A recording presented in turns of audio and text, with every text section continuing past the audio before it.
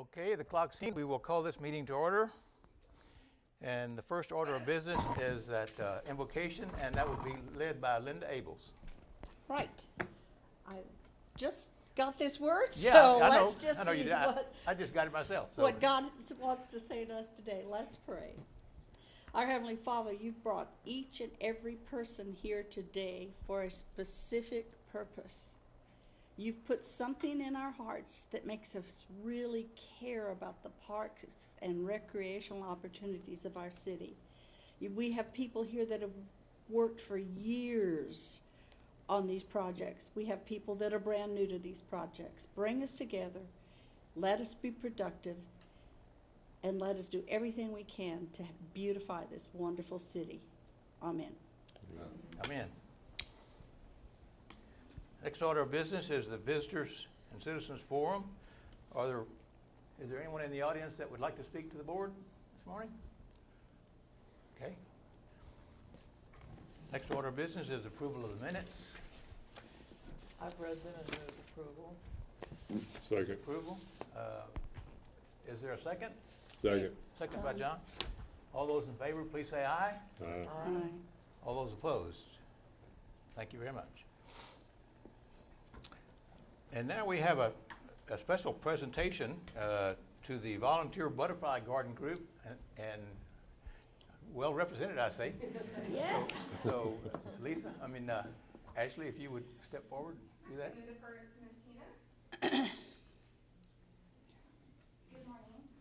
Ashley asked me to give a little history on the butterfly garden, and so I went in yesterday and took some pictures. So these pictures are most recent.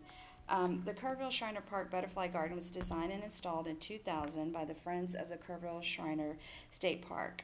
Ernest Tremaine, who passed away in 2007, was responsible for the vision, design, and installation of the garden, as well as the irrigation. The garden is approximately 104 feet by 104 feet and enclosed in a deer-proof fence. Here are a couple of pictures of the vegetation. Consists almost entirely of the hill country native plants, including trees, shrubs, annuals, and perennials. There are several mulched paths marked by flags of the milkweed, which are used for data collection. And I believe, and if anybody wants to help me with the history of this, there is a tree that was planted and dedicated to Ernest Tremaine, and in that first picture near that path walkway. So that was dedicated to him after his passing. Let's see. And I took some pictures of, as you walk in, and you'll see some monarchs underneath that Texas Master Naturalist sign, which I thought was a really good photo op. They just started stirring up in there, and both nectar and larva plants have been donated by the Texas Master Naturalists, the Native Plant Society of Texas, local nurseries, and private citizens. So a lot of this, the vegetation there, and a lot of some of the trees and things were donated. I didn't know if anybody knew this information.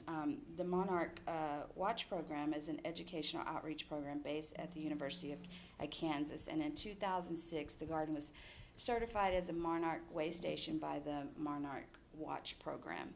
In 2007, a group of volunteers began to collect data at the garden for the Monarch Larvae Monitoring Project.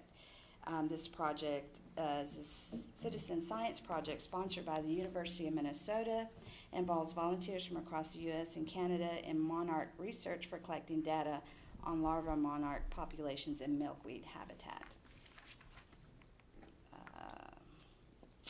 And so now Ashley is going to present and just an appreciation award for the Butterfly Garden group, who have given so many hours and dedicated each week to this butterfly garden flourishing and staying gorgeous. It's a beautiful asset to the Kerrville Shriner Park.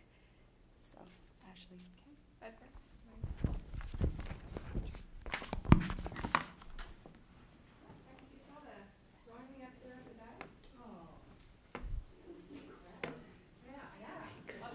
I know it. lonely.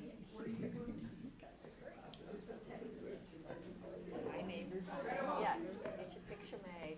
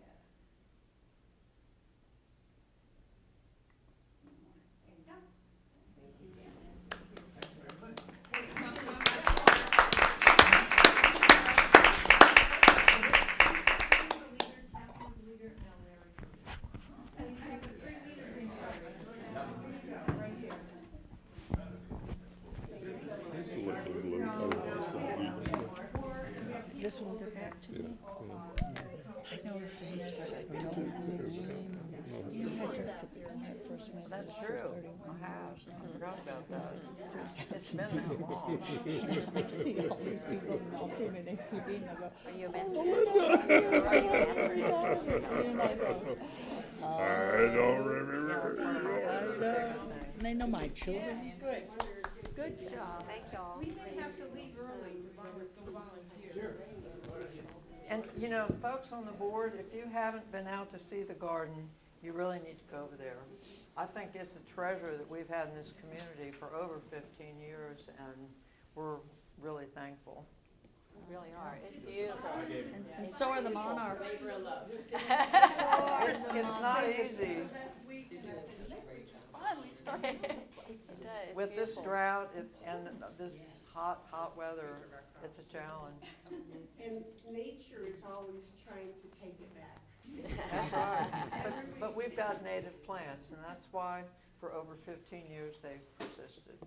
That and a lot of front work in the garden. I gave Ashley a package of some information, things that I have put together and concerns for the garden. But my contact information is in there, email and phone number. So if any of you ever have any questions or want to talk to me about anything, or call me up here and beat me about something, the information's there. Okay? Thank you. Thank you. And we'll see you at City Council. We'll let you know the date for the bigger recognition. Thanks, guys. And we have about 5 copies of the monarch larval monitoring brochure in there if you want to learn more about that at the Citizen Scientist Project. So they're in the brochure. So neat. Thanks, Jenny. In Pebble Beach once when they were coming through. Yeah, I bet it was, just full of Mr. Chair, Could have gotten in that picture. I was just Oh, well. informed that we're having a small Flag Day ceremony outside at 8:30. If the board would choose to attend that, you may certainly recess and do that. Okay. Otherwise, we can continue on with the meeting. It's up to the board. I'm Want to go sorry. outside for the Flag Day ceremony at I did. 8:30? There's a Flag Day ceremony at 8:30, asking whether or not we want to go out as a board. Yeah, we'll do that. Okay. We'll recess for 5 minutes or 10 and come back. Thank you. Okay, the Giant Cane Management Program update. So probably, I have, I guess, a little bit more than 5 minutes worth, but I have no problem pausing and Okay. I'll go out with y'all for our Flag Day ceremony and come back, that's not a problem at all. So I last spoke to I'll just introduce myself, I'm Tara Bushnell with the Upper Guadalupe River Authority, and I last spoke to your board in September, and I know I see a couple of new faces since then, and I don't know, possibly you might have forgotten a thing or two that I said since September maybe, so I'll give a little background about our program concerning the giant cane. And in September, we had a plan to partner with Parks and Wildlife on a program to address it, but now I have a lot more details, more specific approach to share as well. So Arundodontax is the scientific name for the giant weed. It's also called carrizo cane or giant cane. It was introduced from the Mediterranean region in the 1800s, and it's a grass. It can grow really tall, over 20 to 30 feet, and it's widely planted throughout. Oh, it's not.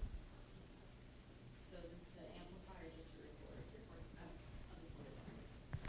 It was widely planted, originally as erosion control and as an ornamental, which is kind of a similar track to many of the nasty invasive plants that, with good intentions initially, but they've proved to be very capable of spreading outside of their original bounds and becoming invasive elsewhere. So arundo grows in very compact masses, which makes it a monoculture in the areas that it's colonized, because no other plants can kind of grow inside of those colonies. It's a very tough and fibrous root. It's rooted it's rooted deeply in the soil, but not, it's rooted strongly in the soil, but not very deep. That's a little typo I should have corrected. So even though it's hard for us to pull out, if you had a big flood come through, it can undercut the areas where the roots are. It should just be a knot in that rooted deeply section.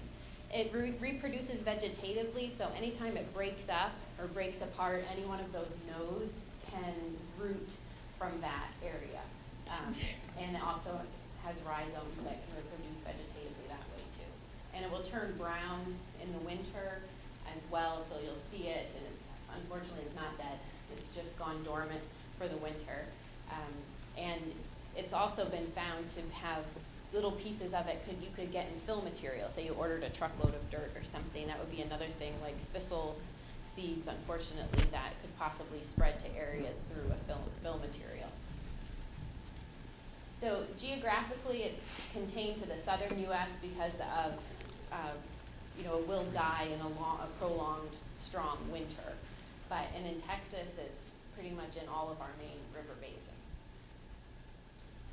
So it's considered an ecological threat to the riparian areas in particular. That's where it's most commonly found, is the areas along the rivers and creeks. And it chokes out the native vegetation because it spreads so effectively and kind of creates a monoculture. And it also, so it'll crowd out those native plants that we like to see in the riparian area that help to provide all of the beneficial functions. It can reduce stream flow by making the stream more channelized. And it can even interfere with flood control because, floods are a spectrum in intensity, obviously. So a moderate flood wouldn't uproot it necessarily, but it would kind of spread around it because it will hold on to, meters of soil stacked up behind it, but then it's not strong enough, say like a switchgrass or something that could withstand a really strong flood. And it's also flammable when it's green, so there's the fire potential as well. And because it's not native, it's not utilized by native plants, native animals as a food source or as a habitat, so we see a lot less diversity in wildlife in the riparian areas where we have a colony of the giant cane. So the riparian areas in general produce a lot of beneficial functions to the river by being a sponge is one of the primary things. So holding on to water when it rains and then slowly releasing it back into the stream. Yes. Okay. So we can take a quick stop. break. That's an easy stop.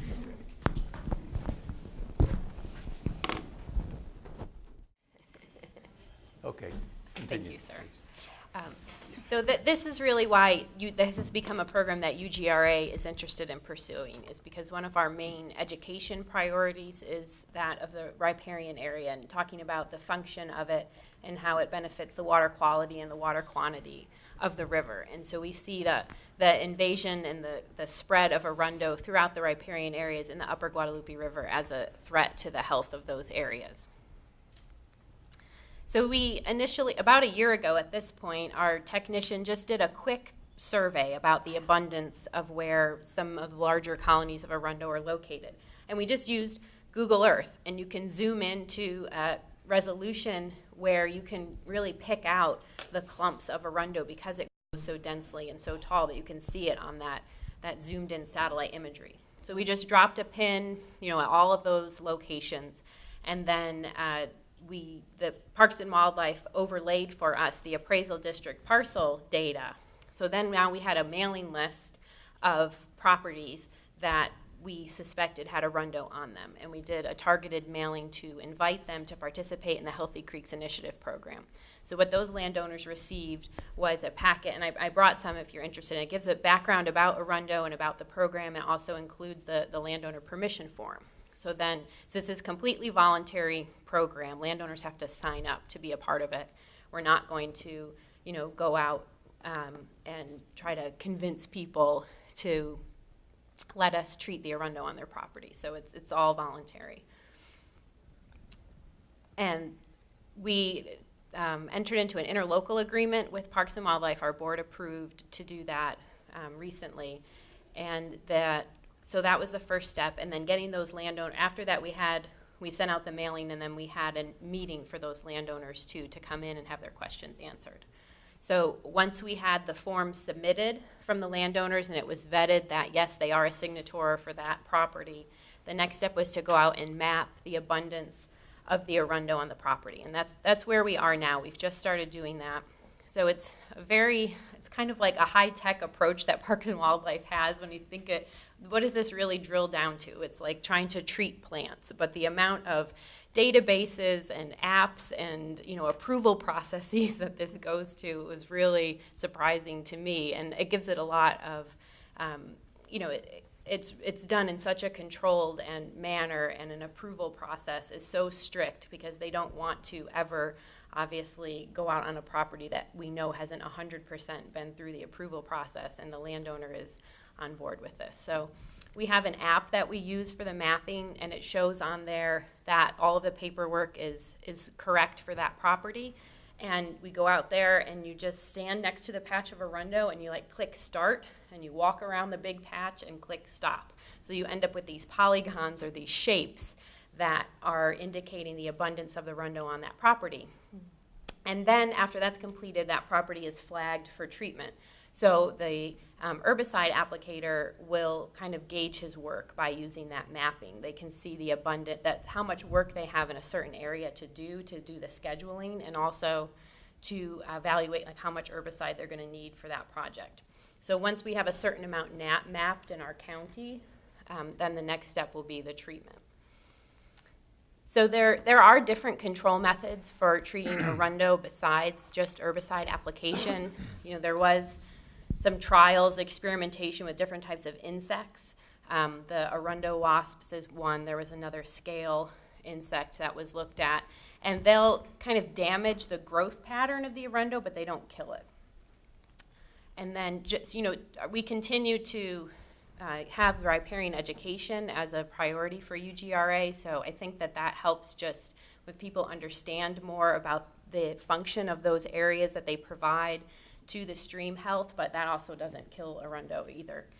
And then mechanical methods, definitely hand pulling of small green shoots, as long as you can get the entire root system out, is effective.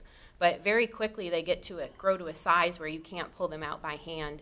And because of that vegetative growth pattern where the colony is kind of all linked together in a mat of roots, if you are to pull up that whole stand, it really destabilizes the banks that they're grown into and can create a lot of erosion issues, which is very damaging to these areas too. And having bare earth in the riparian area is not desirable either.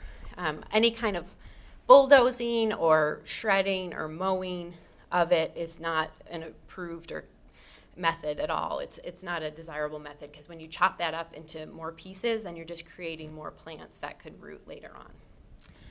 Burning can be used as a follow-up to the herbicide treatment once you have the dead cane standing, but in the green form, the living form of the cane, that can be a fire hazard because it is flammable. So Parks and Wildlife's approach for the Healthy Creeks Initiative is herbicide application. They consider it to be the most effective treatment with the least environmental impact. And they use only aquatic label herbicides. And that is really another level of caution, because the aquatic label herbicides are to be, for example, we don't have water hyacinth in our area, thank goodness, but in lakes, for example, that are covered with water hyacinth, the aquatic label can be sprayed directly onto the water surface and is found not to have a harm on the fish living there. So we're not spraying, this plant is growing on the banks. Some spray would enter the waterway when you're spraying on the bank, so that's why they're using the aquatic label. but the majority of it is going on the plant. So the mix that they use is a Mazamox and glyphosate. So glyphosate is what Roundup is, and Mazamox, I think, has a label of Clearcast, you might have heard. So it's a 1% glyphosate and a 0.5% Mazamox, and then they also use a surfactant in the mix, which helps to make the herbicide more sticky to stay on the leaf. And then in very tall canopies, they can have a canopy penetrant additive so that it will spread out more into the areas of the colony when you have that large, dense colony. So I think their process is also to repeat the application a year later. And most likely that single application is not going to kill 100% of that stand. So we'll resurvey a year from now and be able to flag that patch as, we'll reassess the size of it, we'll map it again, and then also say, is it 70% dead? Is it 80% dead? And then they'll come back next year and do it. So the cane needs to be dead and standing for 2 years before it can be cut to ensure that there's no green growth on there, because cutting can stimulate growth again. So then you're going to undo all of the work that you've done by cutting it down prematurely. So a lot of things give me confidence in Parks and Wildlife's approach on this project. And let me go back to that. One of them is the applicators that they use. So the Parks and Wildlife contracts only with a certain company of applicators that they have trained.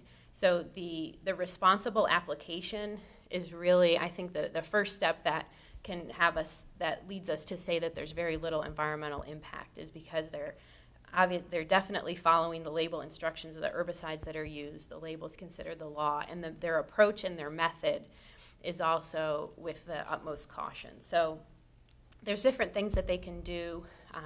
Obviously an easy one, in windy conditions.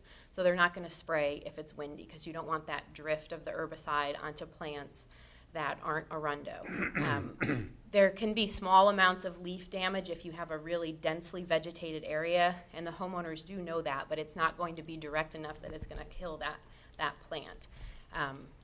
And they will they can start in the inside of the patch, walk their way in, and then spray their way out to try to treat it more effectively. And they don't, if the arundo is right on the edge of the water, they're not going to spray from the land over the top of the patch. They'll go into the water and spray back to the patch of arundo in order to minimize any amount that would get into the river or into the stream. Some other methods I've even heard they used is they'll use ropes to pull down some of the sections to be able to spray them more effectively. So to me, the training and the way that the applicators are applying it is a great safeguard to it. Parks and Wildlife also did some biological monitoring to be able to say that there isn't an effect on the aquatic environment. So they took 3 sites on Barron's Creek, which is a tributary to the Pedernales. That's where they started this project several years ago in the Pedernales watershed. So they picked a site that didn't have any arundo on it at all, and then they picked 2 sites next to areas downstream that they were going to treat. So approach that we use all the time for our regular monitoring is you collect the insects and the fish in a certain area of the stream. And there's a formula you put together, like how many you found, how many different species there were, how much time you put into doing it, and it gives a rating or a score for the invertebrates and for the fish. And that score will relate to like an intermediate rating or a high rating or an exceptional rating. So they did this kind of evaluation for fish and invertebrates in those 3 locations prior to any treatment, then they did it 4 days afterwards, and then they did it 6 weeks afterwards. So the graph that they gave me is not the most user-friendly graph, but I'll try to explain it. So your green dot is the patch that had no arundo next to it, and then the blue and the red are both ones that were treated. So that first dots overall on the left are all our pre-treatment levels. So, I mean, the takeaway to me is that they're all 3 are in the high to exceptional range. Does that make sense on the graph that you see the high to exceptional range, like above 32 or so, I think is high. So then the second one was done 4 days afterwards. And so 2 of the sites increased and 1 decreased slightly, but it's still within that high range. And then 6 weeks later, they're all still in that high to intermediate range. This is for the invertebrates. So there's no sharp plummet in the populations. There's definitely nothing that even claimed close to being down in that limited category. And you can have fluctuations within an invertebrate community just over the season. And these were just 3 sampling events. So they did it, and it was the same pattern for fish as well. That's what that next graph shows as fish. So they did another kind of study too that looked at how many different kinds of insects they found next to a patch that was next to an area of the stream that had a lot of arundo compared to one that didn't have any. And there's more diversity in general in the areas where there is not arundo present. And that kind of makes sense when we were talking about earlier that because it creates a monoculture and it's an invasive plant that none of our native plant animals are used to using for food or for shelter, that they're not going to choose to live there. And that carries over to the aquatic environment too. So all of those things together, really give us confidence in Parks and Wildlife that this is a responsible approach for riparian areas. They have in Fredericksburg and Franzen Park a demonstration area. The picture on the left is the pre-treatment. So you can see, do you see the arundo there? It has that flowery plume kind of on the end of it.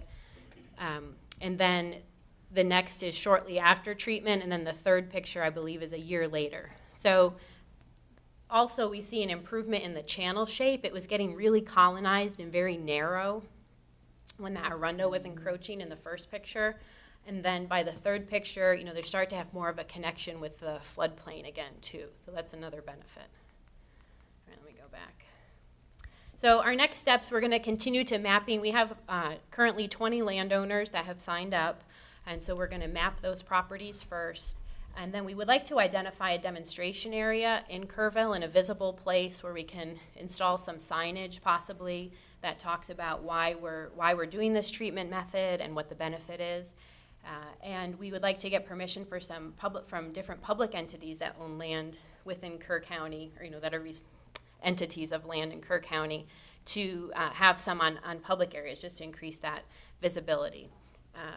The Kerrville State Hospital, you might not know this, I didn't know this, but they own the property along the Guadalupe River right upstream of Lima Street.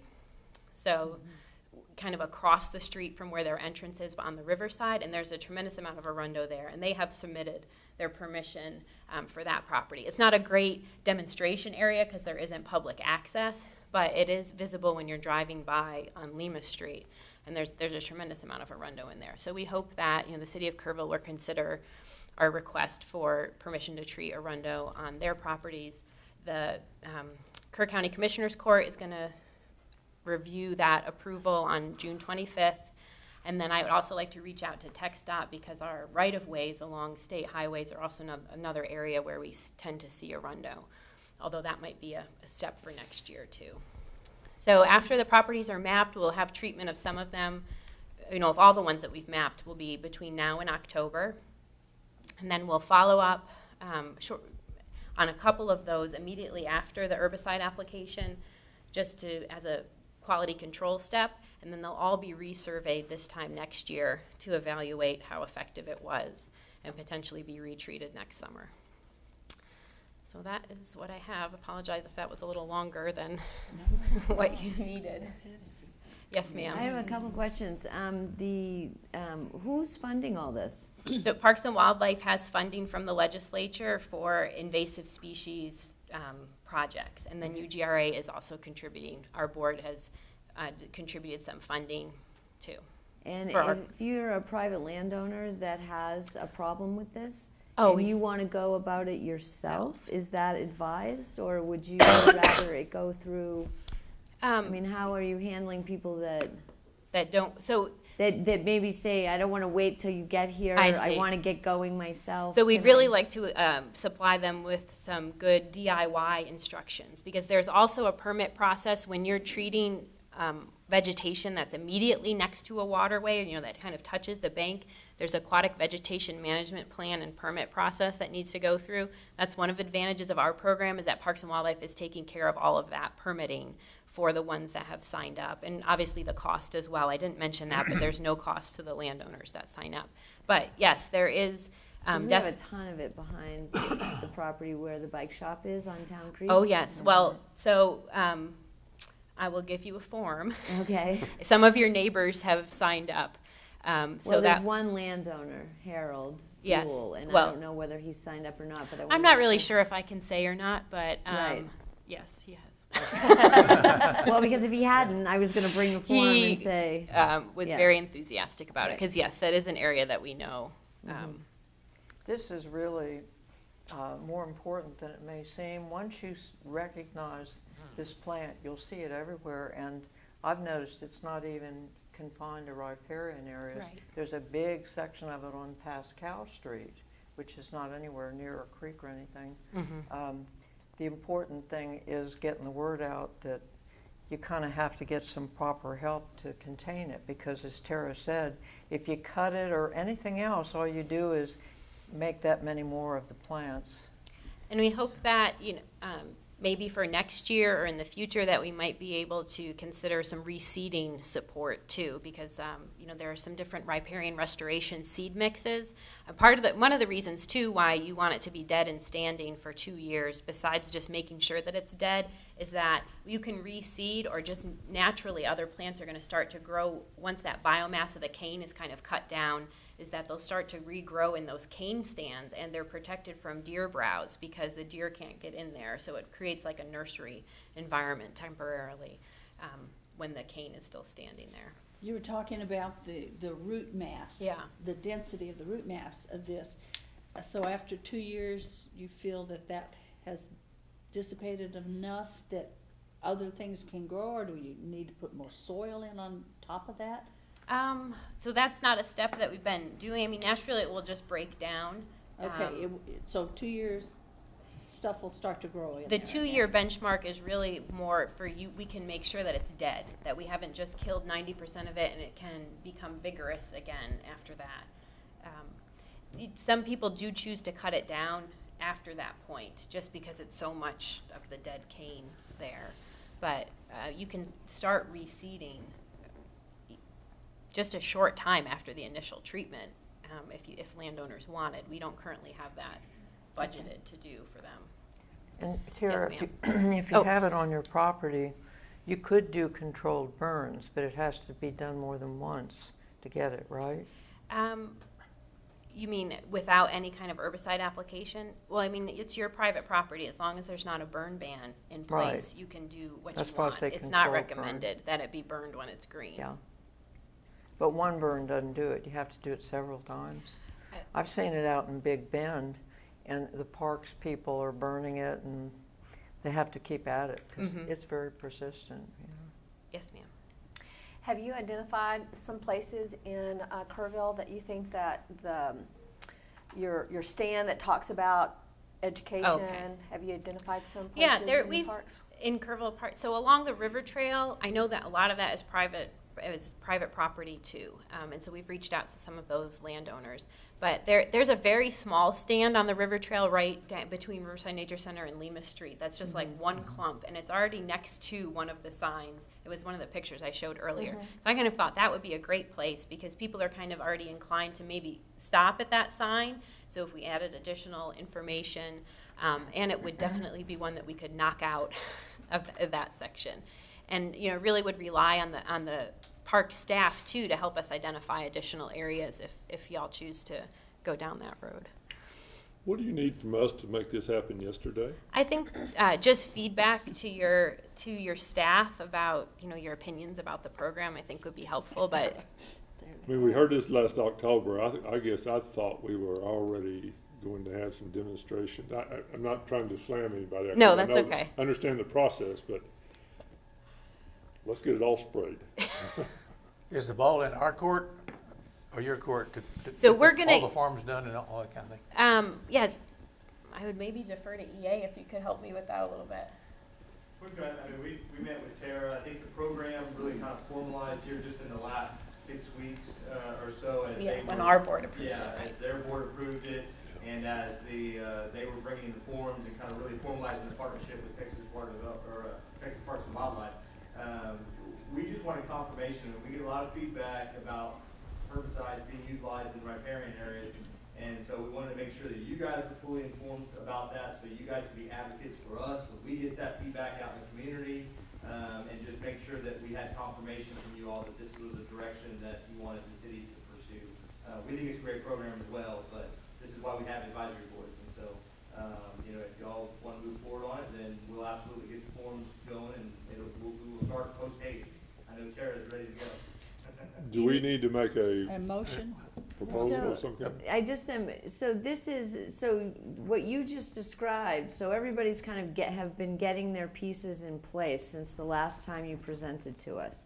That Yes, you were able to identify all these places, to get the word out to landowners, to start a whole process, to be able to get the funding, to be able to get the program going on the ground. Is that correct? Right. I mean, the treatment window is from like June to October. So when I talked to you in September, there wasn't a lot that we could do to get it going that year. Then, as I'm sure you're aware, it took a while for us to work out the terms of the interlocal agreement with Parks and Wildlife between UGRA, because the lawyers are going back and forth with language and things.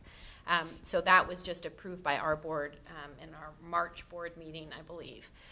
And then after that, we started reaching out to the landowners and saying, okay, now we do have a program. And so we've just started mapping last month. Let me ask the question a little bit different. Is there anybody that you run across in the last 6 months that are against this? There's people who are opposed to using herbicides of any kind on anything ever, anywhere. But I haven't had any negative feedback about our program. I've also so the PERD analysis has been going on for about 4 years in that watershed, and they have very positive interactions with their landowners. I think that the way that the herbicide is applied and the manner and the extreme caution, that lends a lot of it helps a lot. And it doesn't sound like there's really any other way to defeat this. I mean, not practically, no. When you're talking about the quantity that we have in our watershed, to carefully extract it mechanically and then like reseed with mats of a riparian mix and making sure that it would get established so you don't have the bare ground. I mean, I think that's a more harmful approach anyway because you're disturbing the soil. So no, I don't think there's a practical way to approach it besides this. But the herbicide will kill everything it comes in contact with. Of course, yes. Not just the weed. Mm-hmm. And so the landowners do know that there's a potential that the spray could get on part of another plant or a leaf and that leaf would die, but they're not going to have just indiscriminate spraying where they're going to be getting entire other. And people have said, I have a 300-year-old oak tree down there near it. There's no way that I would ever. It would be, and they would use more extreme caution in those areas. But also, when you think a large tree, for example, how much would need to be applied to it in order to kill that tree? Well, I think that education should be out there to the people, that to tell them about the herbicide. That once it hits the soil, it goes inert. Yes. Blah, blah, blah. And so imazapyr is another type of herbicide that the Nueces Basin has used, and Parks and Wildlife does not want to use that because it can stay active in the soil for an amount of time, and it has been shown to migrate by roots to other plants. And so that was a big, showstopper, I guess, for using imazapyr. And so the imazamox and the glyphosate become inert very quickly in soil. But this cane seems to also, it's pretty much killed anything else around it. It's taken over. When it takes over, it takes everything with it. And the area that you're talking about in Town Creek, that is an extreme example. So it's about as bad as it gets around here, from what I've seen, is in that section of Town Creek. So you listed that the city of Kerrville still needs to give you permission. Mm-hmm. So will y'all be making a presentation to the city council, or does that come from the advisory board to the city council? What is the process that you're looking for? I think so. I requested from staff, and it seems like they, I think EA is good now. I think. Yeah, we wanted to make sure that this advisory board had consensus for us to move forward. I don't know that needs to go to council. Like I said, we just want confirmation from you all, and also have this education process. Again, so you guys can be advocates for us if we do get feedback about the utilization of herbicides. So. But we're ready to move forward if y'all are ready to move forward. I'd like to make a motion that we support 100% what Tara's presented to us and I second it. move forward. Any comments? This item's actually listed under information and discussion, so we can't take a motion. No. But thank you But, for the support. but that is, yeah, that's helpful to know too. The board consensus will be noted. Okay, good. Well, thank you all very much. Okay, Thanks, thank you. Tara. Good job.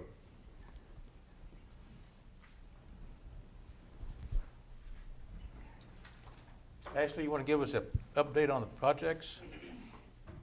You bet. Okay. Just move through these butterfly gardens slides real quick. Can I ask on,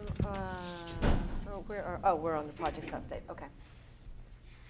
Okay, River Trail segment, you all know that we are currently working on our west segment going from Lowry to the Yurt Center. Contractor started back in February. We're still pouring concrete. We poured 1,300 feet to date. We began at the east side of the park that's located near Lowry, closest side to Lowry. We already have some trail connections poured there. And we're working west. Like I said, it's still in progress. Construction completion is anticipated for late summer, early fall, and how the project goes, and everything's moving along. Actually, I'd suggest that they put up a little bit better sign on this end that says closed or something, or under construction. It looks like awfully tempting to jump over that little yellow tape, and because I wanted to do it, but I Okay. sort of knew better. But it really looks tempting. Okay, I know that. Thank you. Okay, HEB Tennis Center Improvement Project. We actually had this scheduled for the council meeting this week. It actually got deferred to next month because the council meeting was running a little bit behind. But here's where we are in the process. We received the final designs for the master plan back from our consultants just recently. And essentially the master plan in its entirety, after all the feedback from all the stakeholders and the public, comes in at about $4 million. We have about 1.3 to do the first phase. The entire master plan covers drainage, facilities, court improvements, adding courts, center courts, lighting, parking, and all that good stuff. So here's a picture of the overall master plan. You can see that there's covered courts. There's addition of 2 courts down kind of in the middle segment. There's improvements. It's kind of difficult to see from this aerial view, but there's additional improvements as well. Here's a zoomed in picture of it. We're resurfacing the existing courts. The courts that are in the center courts are actually going to stay asphalt at the recommendation and request of the players. It's a little bit easier on their knees, they've told us, so we're going to keep the existing concrete courts, resurface them, and then resurface the asphalt courts as well. And we're not going to do the overlay with the concrete cap. We're going to do some upgrades to the pro shop and the pavilion. Here's another concept view of the master plan as well in phase 1. So phase 1 consists of about $1.3 million. It addresses the drainage upgrades in the complex, redesign of the observation areas, resurfacing these existing courts, shading, and then the biggest part of that is going to be the ADA and TDLR requirements, the path of travel for the sidewalks. We are not in compliant, so we need to come into compliance. It's required for these types of projects. So we're also going to be creating a pathway between courts 5, 8, and 9, and 10, and that's going to cause 11 through 14 to kind of be reworked and repushed to, I'm sorry, not 11 through 14, but 9 through 10 to get a sidewalk through there. It's just going to be slightly bumped up to the north. We're going to address the fencing on courts 1 through 10, like I said, and make improvements to the pro shop, address the parking situation, and then just general furniture, signage. We're going to put a dumpster pad and screen around it and do some landscaping as well. Here's the fencing issues that I was referring to. We have footing issues. It's kind of breaking away. There's some erosion there, so we're going to address that. You see the cracking on the courts on the top picture, so we're going to resurface those just like we did the other courts that we did 2 years ago. There's drainage issues throughout the facility that we've talked about before. It goes kind of right through the court, so we're going to redesign the drainage to better so it doesn't flow through the facility. We'll make some aesthetic improvements to the pro shop, and then as you can see here, this is what I was talking about with our sidewalks. They're not ADA compliant, they're not wide enough, and they don't meet the grade. So we have to come into compliancy for ADA and TDLR inspections. So the next step is to present this to the City Council, the overall master plan. We're going to ask them to accept it and the approval of the Phase 1 construction scope. If we get approval there, then our consultant will begin the construction documents and we'll go to bid in the summer, and then construction will be phased around the tournaments and the operations of the tennis center. So any questions on tennis? Are you getting some support from HEB since these are the HEB? Are they providing any of this funding? No, this funding is coming from the EIC. But that's something that we have talked about because, like I said, our overall master plan is $4 million. We have 1.3 to finish the first phase. So we're going to have to look at the other funding sources for the remaining of the project if we're going to finish it. Why is it called the HEB tennis courts? They built it. They funded the original build in the 70s.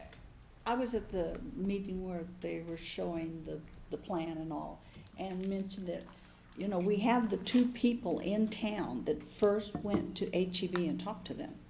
And if maybe those two people who formed the Kerrville Tennis Association in the first place could go talk to those people. Right.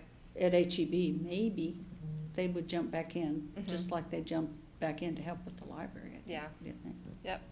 That's the plan for Has their future name funding. on it. Exactly right. You want to keep it up and keep it nice. Sports complex reuse pond, construction's in progress on this along Holdsworth EBC8. We've kind of cleared out some trees. You can actually see the pond itself. They're working on the liner, and it's anticipated to be completed this month, so we'll start filling it. We have the reuse lines there. We're just ready for the pond to be finished so we can start filling it and start switch over from potable to reuse water. Where exactly is that again? It's on the soccer side, so it's between the soccer fields and Holdsworth Drive itself. And this project, we're actually going to go back in and put a fence around it too to kind of keep, you know, nuisance control and try to keep it safe for the kids that are going to be up there wandering around. We don't want it to become a swimming pool. Aquatics feasibility study. Overview of the timeline on this project.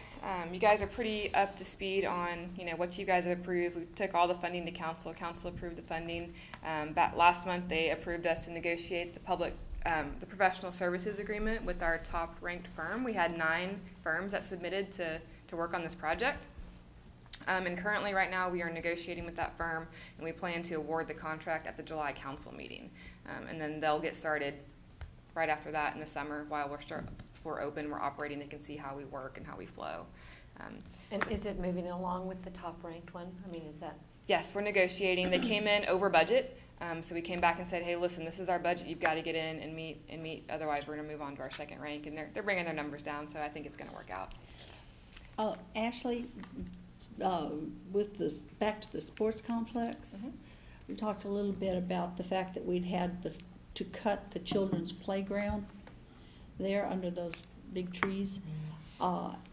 And some of us were thinking, what about the possibility of getting the private sector involved with trying to raise funds for that playground area? Because I think it really is important to those people involved in playing. You can't, if you're there to see your older children play, and you've got a 2 or 3 or 4-year-old running around, you can't take your eyes off of them. They'll be right in the middle of the fields. And so what do we have to do to try and get private, and does everybody think that's a good idea, to get the private sector involved? You know, perhaps the Peterson Foundation or the Stevens Foundation. There are lots of people and private citizens that would give money, I think, to help. And if we scale it back a little bit. Yeah, we are definitely always open to public-private partnerships and working to fund projects and scopes. Well, how do we do that? I mean, can we go ahead and can staff go ahead and make application to the Peterson Foundation? I don't know when they meet again. Yeah, we can. That's something we'll look at. We'll need to look at the timeline and the processes for those particular foundations and boards. And then certainly if any of y'all have contacts with anybody that would be interested, let me know and we can move forward with that. But like I said, we're always willing to receive money, so. Yeah. Okay. Well, and some of these things, I mean, there was the Kerrville Playscape group that formed for a period of time, and they raised the money to build the playground at Singing Wind and the skate park. And then and they were just a group of moms, really, that wanted to try to get that kind of thing going. And, how do you inspire somebody to step up to the plate and take on a project like that and you have raise children in the program. That's right. And so, people, they start asking about it, but, versus, you're proactive or reactive, one or the other, both work, but, how do you light the fire kind of thing. So Lisa, how much money did they raise? Lisa, how much money did they raise, do you remember? Boy, I'd have to go back and look at my notes. I don't remember. I mean, they fully funded the skate park and that playscape at Singing Wind. And that was Misty Blevins that headed that up, right? And they did a bunch of raffles and fundraising and donation things. And are we talking on the same level of magnitude as what was the estimate for the Playscape at soccer? It was 50,000. Is it on that same? Probably. Probably. I would imagine the skate park was probably more than that. Oh, skate park was more, a lot of concrete. Yeah. That's about the size, probably a little bit bigger than the one at the library.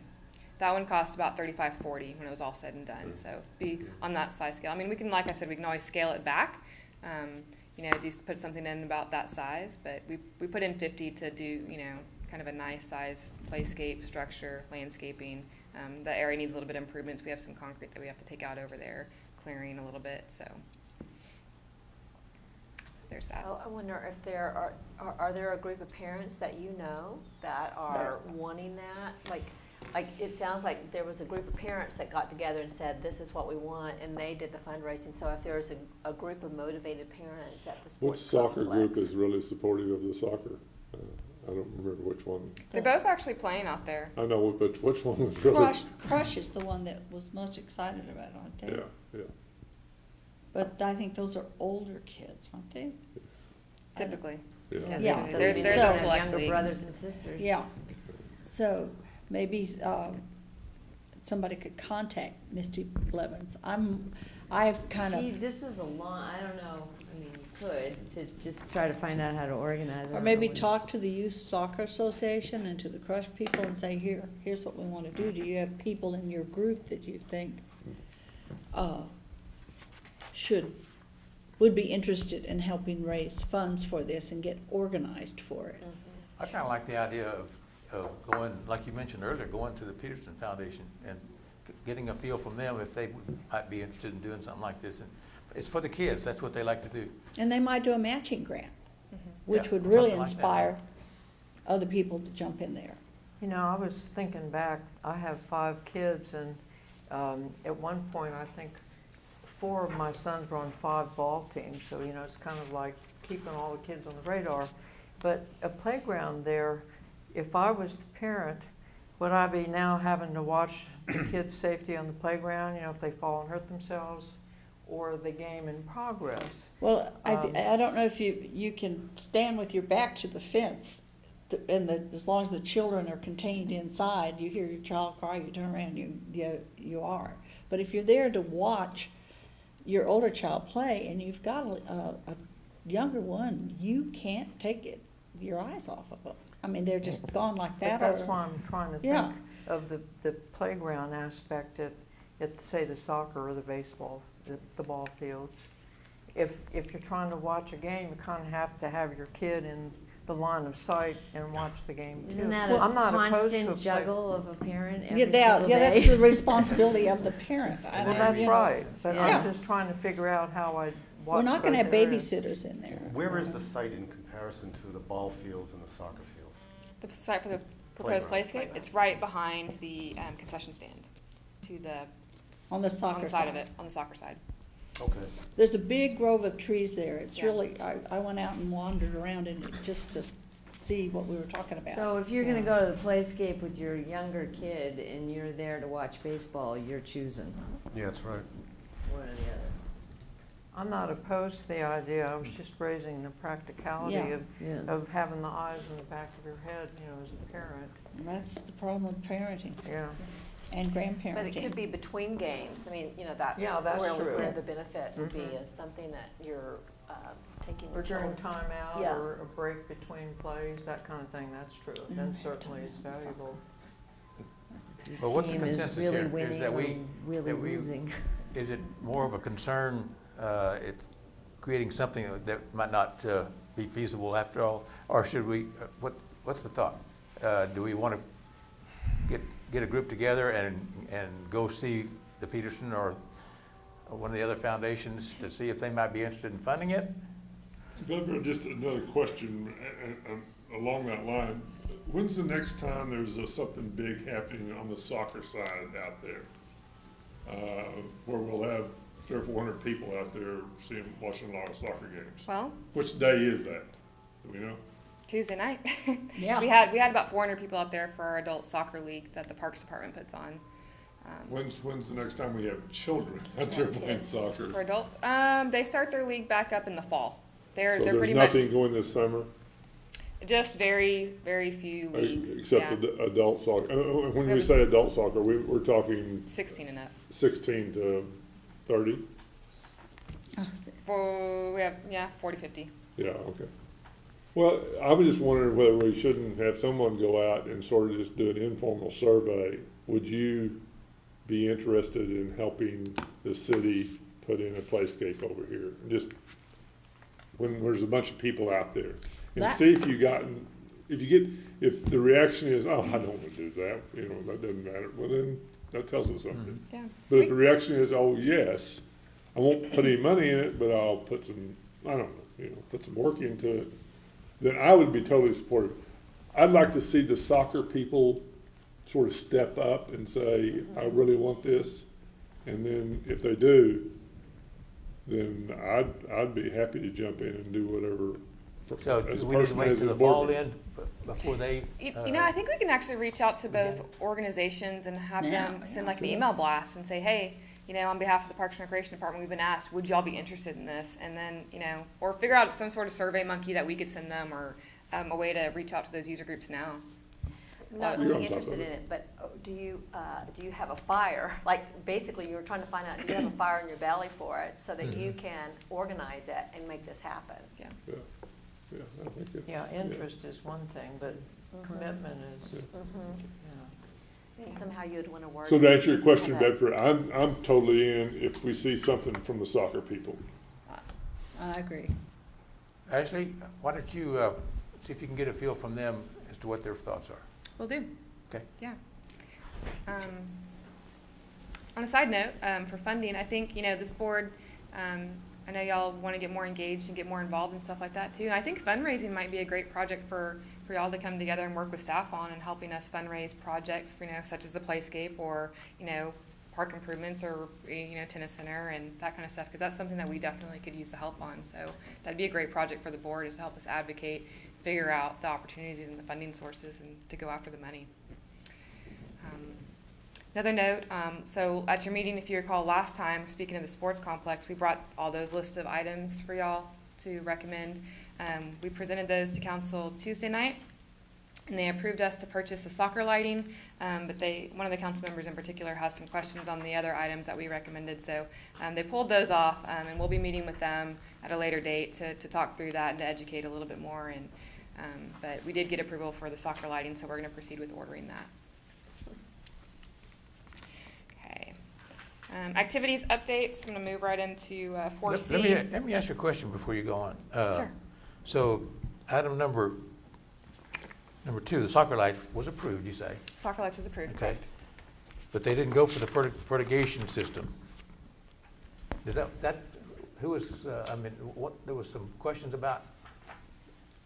Yeah, it was Councilmember Baruti. He had some questions and concerns. I think he was, he particularly on the fertigation was concerned about the adequate coverage for the irrigation, making sure we don't have crop circles, that it's evenly spread, is it worth it versus a traditional fertilization system. So just have some questions to work through with him to identify whatever, he has questions on and kind of work through that. So yeah, out of all the list, the soccer lights was the one that was approved. It was the only one?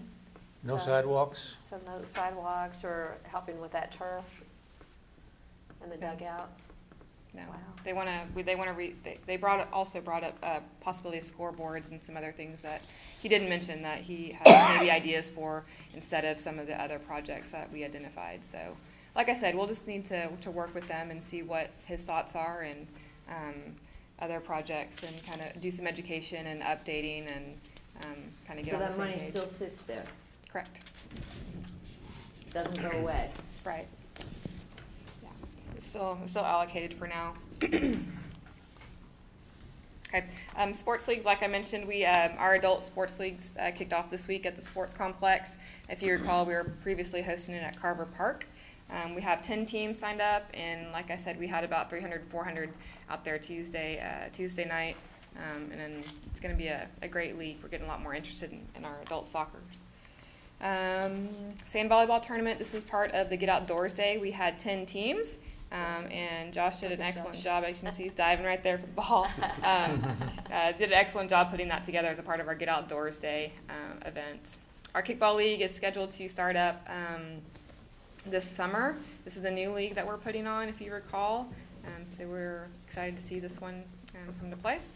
Sports complex, speaking of sports complex, as you know, it's currently home to these 4 leagues currently. We have the Crush Soccer, we have Hill Country Youth, and we also have Our Lady of the Hills that plays both. And then our department is playing our leagues out there now.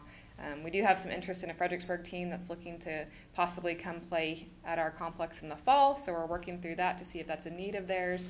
And then Tybee is looking at doing possibly a summer league potentially out there as well. And can I ask, are the, if you go back, are the Lady of the Hills and the, and these places, are they paying? Yes. For that Yes. opportunity? They do, yeah, we have agreements with them and they all pay to use the So, facility. and is this a fee, like if you wanna go in and watch soccer, do you have to pay a fee? No. Okay, and there's a sidewalk that comes from Town Creek and goes right along Town Creek for a certain amount of way. There's no pedestrian bicycle access from Town Creek into any of these fields. And I know I bring this up every time, but I just keep wanting to bring it up. Because I just think that it is, you're forced to drive in a car to get there. Yeah, And it's just one of those things that was I cut know. out of the project scope for the budget. I know, but I just in wanna addition to keep a lot of other things. saying that there's some easy connectors there and to just keep it on the radar. Yeah. So as you can see, we have, the 18s for Crush. We had 68 teams with youth soccer. We have 10, and then boys and girls both for the Catholic high school played. Here's a breakdown of our soccer fields.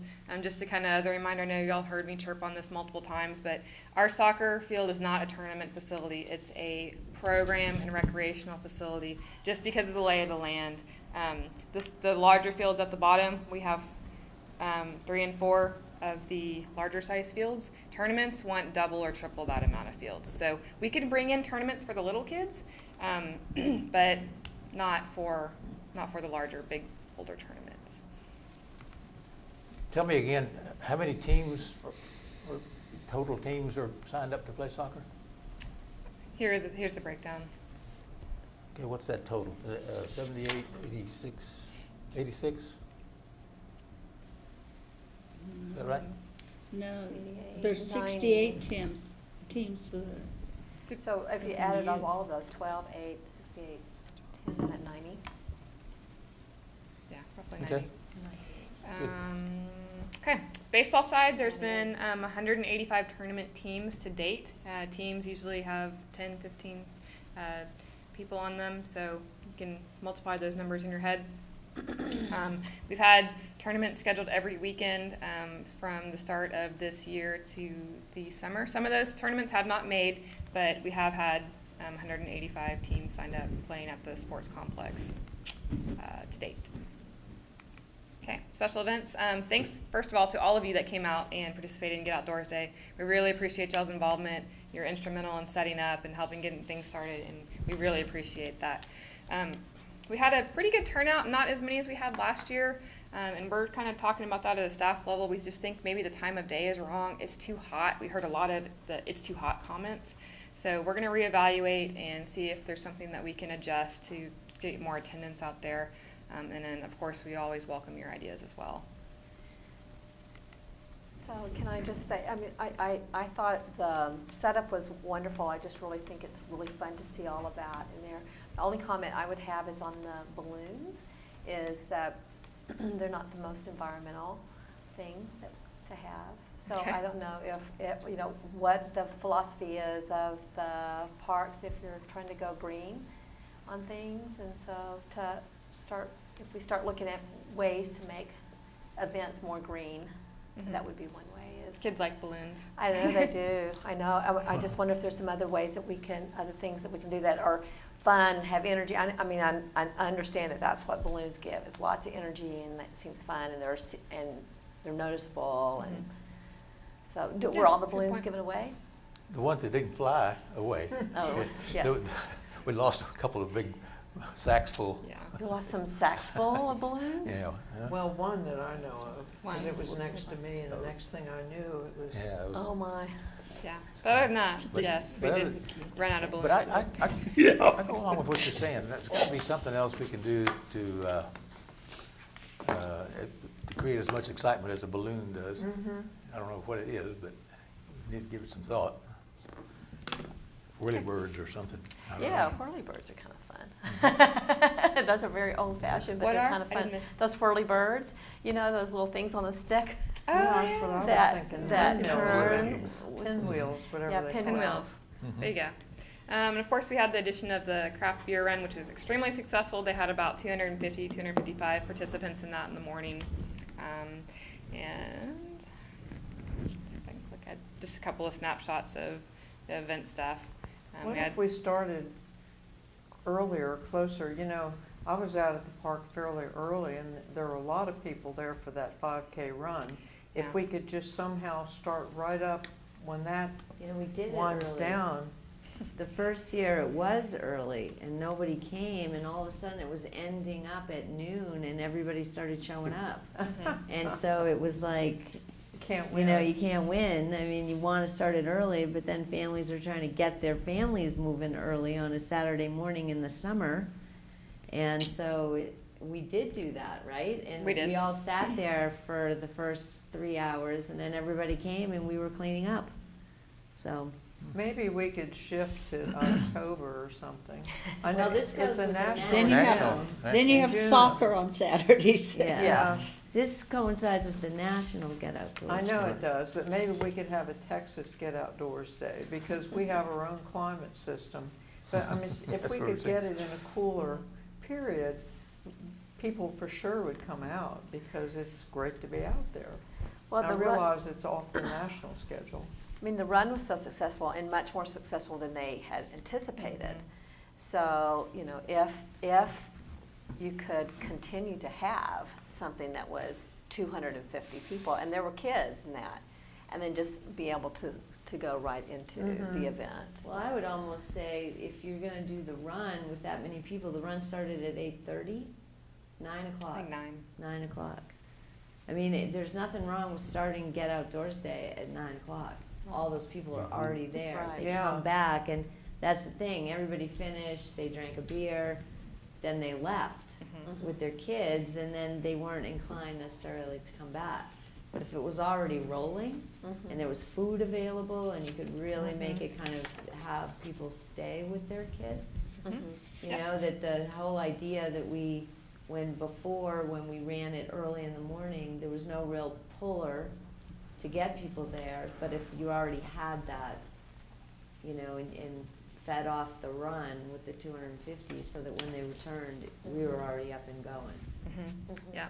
Right, so we'll take all of that and evaluate and see what's the Was best. was the band paid for it by the run, by Yes. the? Yes, that was beer an run? expense of ours. Okay. But if they decide not to do that next year, I think that added a lot. We, The that's what band. we were talking about at a So staff we level, need is to the have live music some is music out there, yeah. big. Gotta have music. Yeah, we agree. Well, yeah, the live music was really nice to have out there. Mhm. Yeah, it was actually a really good band too. We took note, and we're gonna, I think, look at having them at concerts in the park as well. Sure. So we added the petting zoo and some other things. The train was very popular, in addition to the animals. I love that train. I thought that was a nice addition. Yeah, it was Mhm. cute. Kids loved it. It was very popular. Yeah. All right, so coming up this weekend, we have our skate park competition at Singing Winds on Saturday in the morning. We usually have about 15, 20 kids participate in it, but the ones that do, they love it. And then they have the opportunity to advance on to a state level through the TAAF program. What time in the morning, Ashley? That one starts at, I believe, at 9. And are you, like, I'm confused as to which events y'all need help at. It's mainly the major events, and I think Josh is doing a pretty good job of reaching out to y'all when saying, hey, I need help on this, like Get Outdoors Day and the parade and Daddy-Daughter Dance and those things. Some of the smaller events like this one, it doesn't take a lot of staffing to host these. And this one's actually mostly run by one of our sponsors too. Okay. Movies in the Park, Skateboard Competition, Wet and Wag, those are all events that we can handle. It's our larger events. Okay. And I'll put a bug in his ear to remind y'all and put those kind of on your calendar. Okay, Movies in the Park, we have our series starting Friday. We're showing Despicable Me 3 at Louise Hayes. And both of these series have both sets of sponsors, so their costs are covered. And I don't know if y'all are on Facebook, but on our city Facebook page, we have a huge traction going with our Movies in the Park post. It's reached like 16,000 people, which is huge. I don't anticipate anywhere near that showing up, but we've got like 200 shares, and it's just a lot of activity for us. So this is something the community likes. And it's free.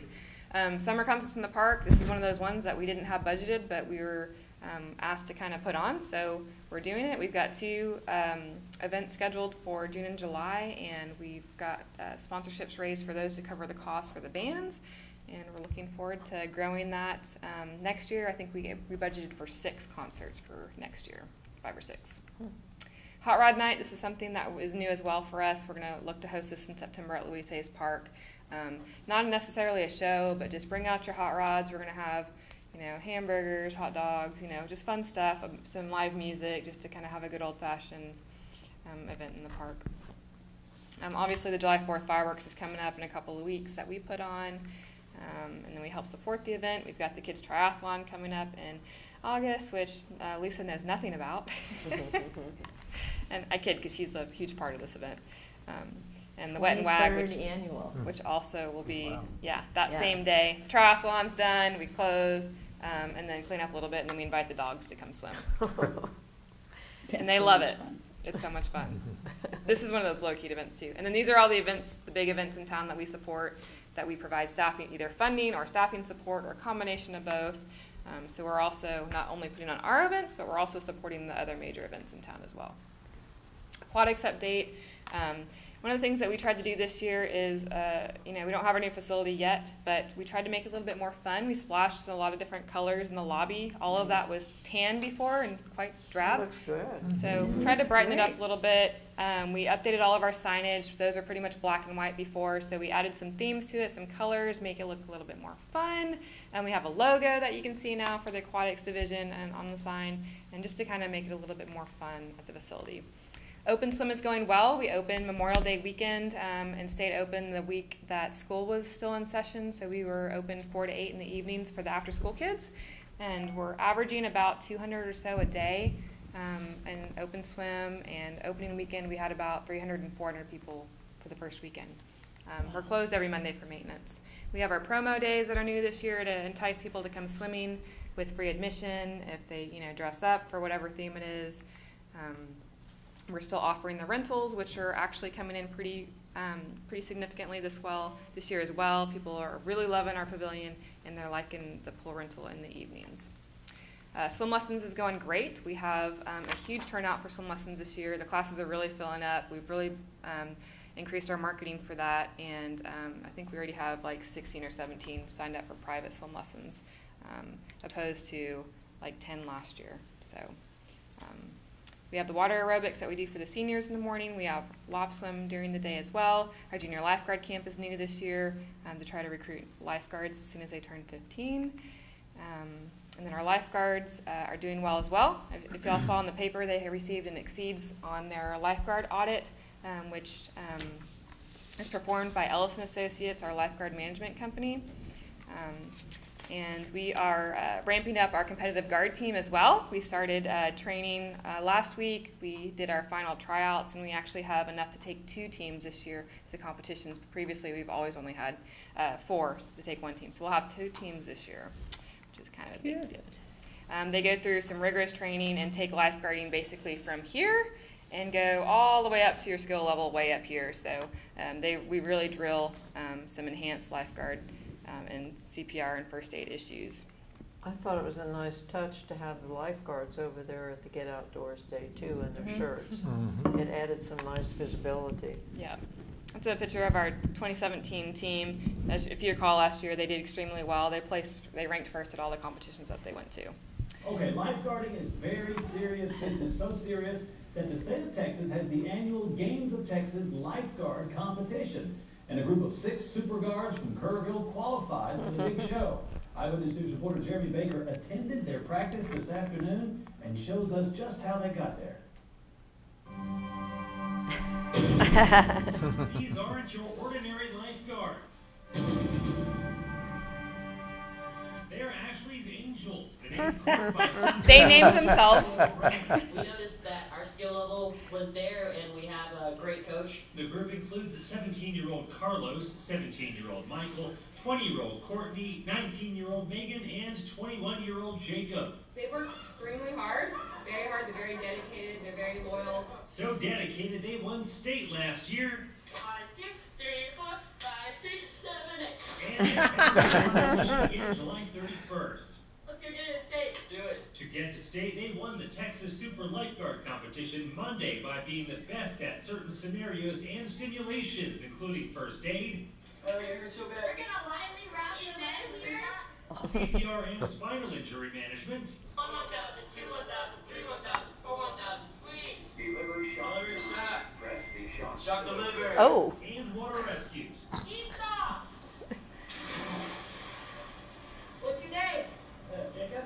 Hi, Jacob. I'm Brad. I'm a lifeguard. I'm here to help you. But they also have to be highly conditioned by treading water with these 30-pound bricks and by doing many, many laps. That's not nearly fast enough. Super guards swim faster than me. They do that. Each of them getting something unique out of their intensive training. I feel like it's opening a new door for me wanting to be a paramedic. In Kerrville, Jeremy Baker, Angels and Ashleys! Angels and Ashleys! Ashley! Angels! Ashley! Angels! Ken Spahn, Eyewitness News. You're Coach Baker. He's tough, man. He's a taskmaster. Okay, so That's good. yeah. I don't know if y'all saw that last year, but it was covered on the news, as you saw. And I did want to mention they did coin the team name themselves.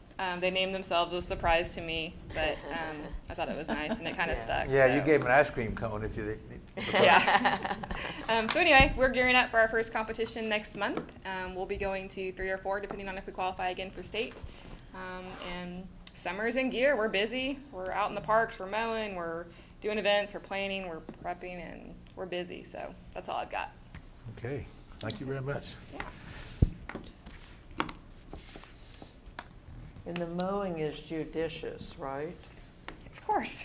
So they mow after the seeds have dried out and ready to drop.